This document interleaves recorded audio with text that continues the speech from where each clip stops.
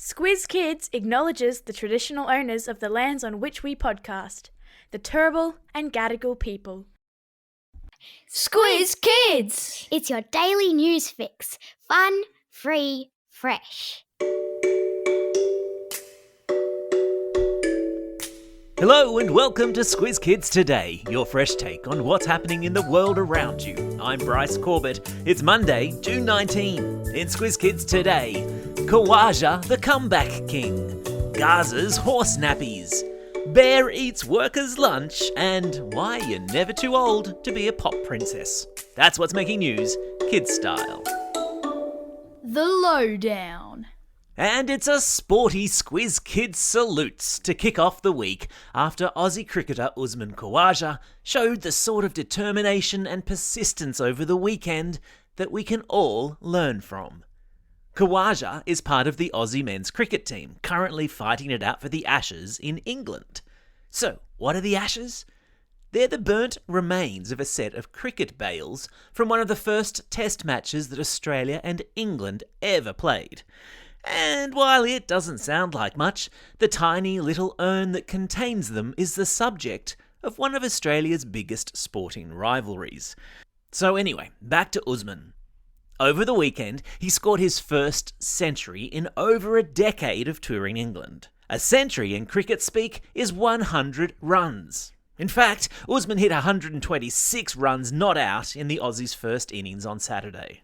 And while that is an achievement in and of itself, it was made all the more notable that he had been dropped from the team during the Ashes tours of 2013 and 2019, and not even selected for the Ashes tour team in 2015.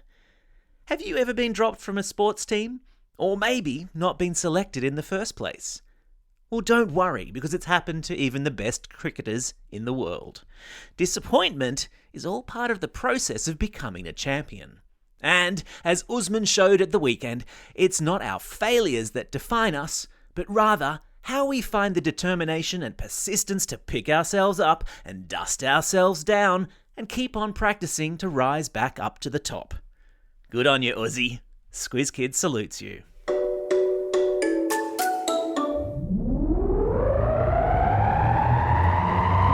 Spin the globe. Each day we give the world globe a spin and find a news story from wherever it stops. And today we've landed in Gaza, which is a Palestinian city within the Gaza Strip near Egypt. I've stuck a link to a map in your episode notes so you can see where it is. Recently, smart city officials there have been working on solving a smelly situation. In Gaza, people still use the old horse and cart to transport fresh fruit, veggies, and other goods to markets. Now, while this might seem like a great way to move things around, it does cause the problem of plenty of poop pollution in the city's streets. To keep the streets clean, Gaza city officials have attached bags to the backsides of donkeys and horses that act like nappies to cut off the problem at the source, so to speak. If you have younger siblings, you probably know all about the fragrant funk of dirty diapers. But I'm sure you can agree that using nappies to keep that nastiness away from our nostrils is totally necessary. Oh, and there it is, the classroom companion clarion. You might have noticed some awesome alliteration in this story. Teachers and parents, if you'd like to hop on over to squizkids.com.au, you can sign up for free to get today's worksheets with some fun activities related to this story and alliteration. You're welcome. Animal Kingdom. Yes, my friends, here's my favourite time of the year, when the Katmai National Park in Alaska turns on its live cam and bear watching season begins. Every year, a live webcam is set up on the Brooks Falls, which over summer becomes a favourite hunting spot for Katmai's collection of grizzly bears. The bears spend lazy days in the summer sun, waiting at the top of the falls for salmon to leap into their waiting paws and jaws as part of the fattening up process before they head off for their winter hibernation. Each year, the National Park runs an online vote and competition to see which bear gets the fattest.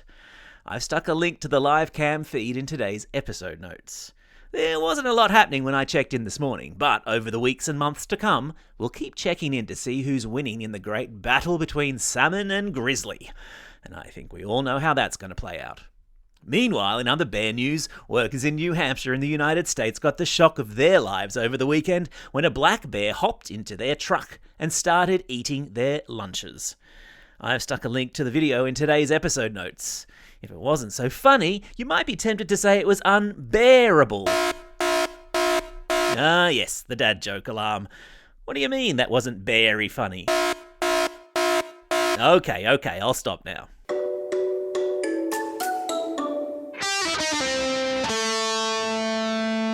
Pop Culture Corner. Just to bring things full circle this Monday morning, how about a big Squiz Kids salute to Kylie Minogue?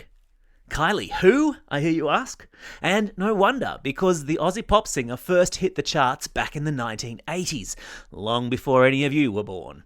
And now, at the ancient age of 55 years old, easy tiger, she's back on top of the pop charts with her catchy tune, Padum Padum. If you haven't heard it and you feel like a bit of a Monday morning boogie, I've stuck a link to the video in today's episode notes. Kylie has recorded no fewer than 15 albums over 32 years. And when most other pop singers are researching retirement homes, she's busy performing on American Idol, inspiring a new generation of amateur dancers on TikTok, and enjoying what the French would call a renaissance, or rebirth. To all the middle-aged Squiz kids out there, this one's for you. Or should I say, for us. Time for the Squiz. This is the part of the podcast where you get to test how well you've been listening. Question number 1. What sort of bears feature on the Katmai National Park live cam? Yeah, that's right, they're grizzly bears. Question number 2. The French word renaissance means what in English? That's right, it means rebirth. Question number 3. Name the Aussie cricketer who hit a century in the first innings of the Ashes at the weekend. Yeah, of course, his name is Usman Khawaja.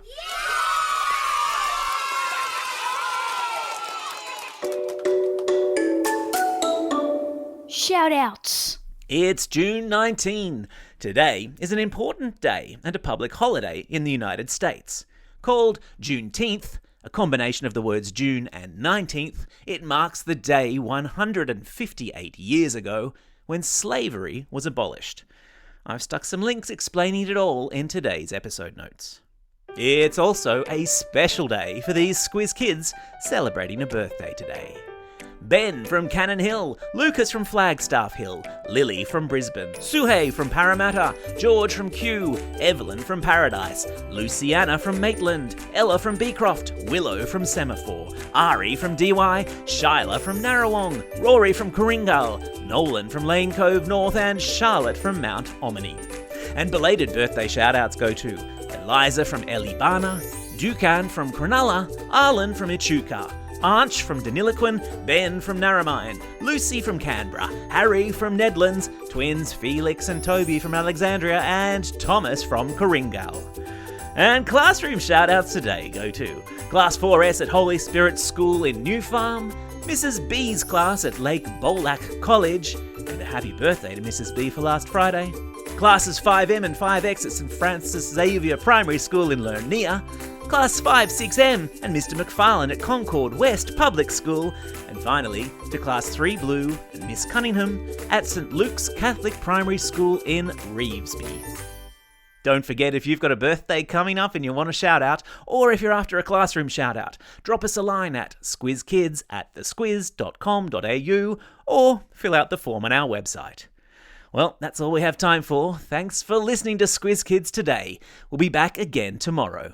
In the meantime, get out there and have a most excellent day.